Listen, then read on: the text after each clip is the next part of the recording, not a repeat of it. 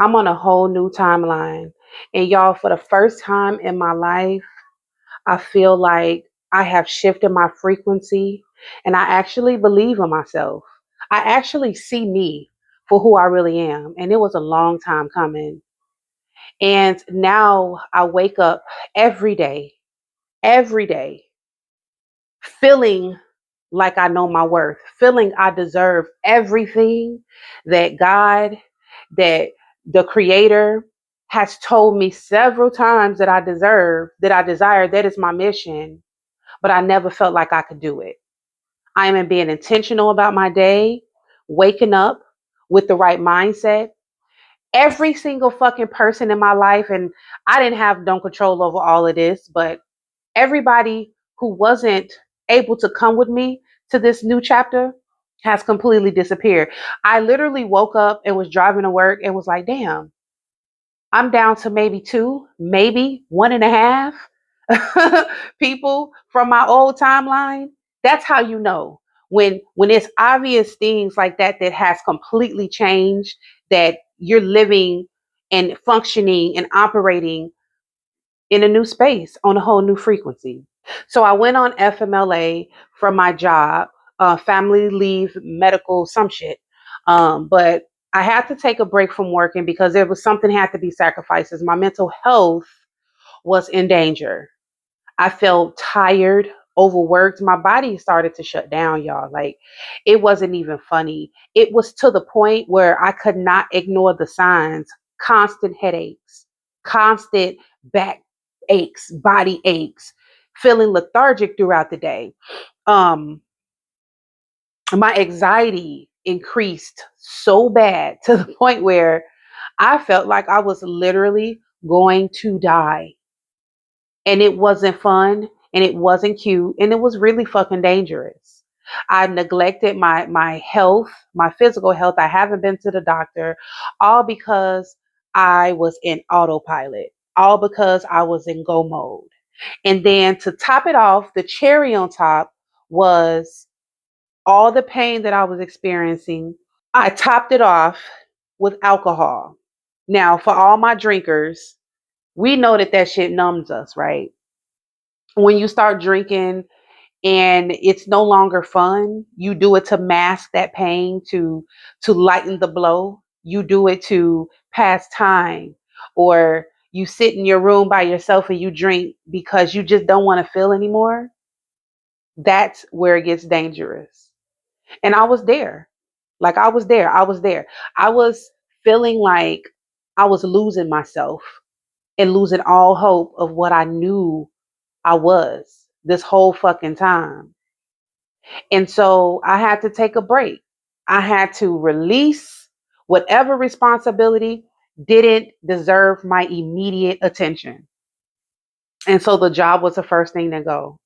All of my extracurricular activities, my business, I didn't completely stop my business, but I had to take a step back. I had to take a step back from all my relationships. I had to take a step back from social media. I had to take a step back from everything. The only thing that I didn't take a step back from was my kids because they need me. I am all they got. But you can imagine the mother that they were getting. Like they even didn't deserve that at all. To get the mother that they had, they didn't deserve that. And there's not enough sorries in the world, but change behavior. And so that's how I'm going to show up for them. That's how I am going to, um, you know, earn their forgiveness is by change behavior. But anyway, I took a step back and I had to just sleep, y'all. The funniest thing happened. I've been on autopilot. I've been in fight or flight for my entire life, that I never realized that I never really got real sleep. Ain't that funny? Like I got a therapist, and my therapist was like, I need you to sleep. I was getting, like, my face was getting fat. I was starting to gain weight. I was starting to feel extremely depleted. And so that was my diagnosis. Sleep. I didn't realize that I had never slept before. Now I've had my moments, we all had our moments where we slept good, but to actually be intentional and add that a part of your self care, just sleep. I didn't know anything about that. And then the first week I did it, I felt guilty. I felt like I should have been doing something. I would go to sleep, and obviously, my brain had to shut off from that schedule of working every single day, Monday through Friday, or Sunday through Friday. My brain had to transition from that because I was conditioned, like many of us are conditioned. I was conditioned to get up at the crack of ass dawn every day and get gather whatever have cells have regenerated while I was asleep and get my ass to work. And so for the first week, that's what I did. And I felt some sort of guilt because I felt like, what am I doing? Like I knew my bills was going to suffer because on FMLA, you don't get paid from FMLA, but if you have a job and they have like your HR has benefits, you can sometimes get like um disability, short-term disability. So that's what I got. I got short-term disability, but it was nowhere near how much my checks was, and I knew that. And so I'm like, what the fuck am I doing? I gotta go to work. I can't. I got kids. They depend on me. It's just me at this moment, taking care of my family, and it was a bit of guilt there. And I think that looking back on it in retrospect, it is crazy how we women, single parents, especially, I'm talking especially to my single mothers, single fathers, single parents, and my black skinned women. Most importantly, because it's amazing how we process self care, something as simple as sleep, and that translates into guilt. That's how much we are conditioned to care for everything and everybody around us except for our fucking self. And that weighed heavy on me that first week. I didn't feel like I had made the right decision, but I had the people who I did choose to come, to keep in my circle, they encouraged me. You deserve this. I'd been through so much, y'all, like so much that I didn't even know that I didn't take no time to process any of those things that I just went through. And they were heavy. I'm not going to get into all of it, but they were fucking heavy. They weighed me down. And I just showed up every day. It was really sad. And if I where I'm at now in my life, if I see somebody in that space, I always lending a hand, some advice, and some support because that place is extremely heavy. And so after the first week, I'm like, okay, I'm starting to enjoy this sleep thing. Something magical happened as I slept. I started to, oh, another thing was I stopped drinking. That was the other thing. But something magical happened as I was sleeping, as I was resting. I remembered that I mattered. That something that simple was the biggest epiphany that I had. I remembered that I mattered. I remembered that I mattered so much that I have people to depend on me. I remembered that I mattered so much that without my health, mental and physical, that I would be disappointing those people around me. So following me, quitting drinking, actually sleeping, being intentional about my sleep, being intentional about getting back to my spiritual practices, because that's another thing. I started to meditate again every day, daily. I started to go outside into nature. I started to journal again. I started to do all of the practices that made me feel safe, made my nervous system feel safe again, to just be, to feel calm. And the anxiety started to go away. Not 100% completely, but it stopped. Y'all went from having 2 or 3 anxiety attacks a day to, barely even having one.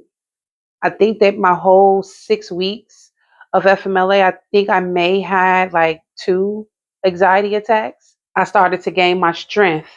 I started to get up and do yoga. I started to take my baby to the park. You know, my skin started to clear up more.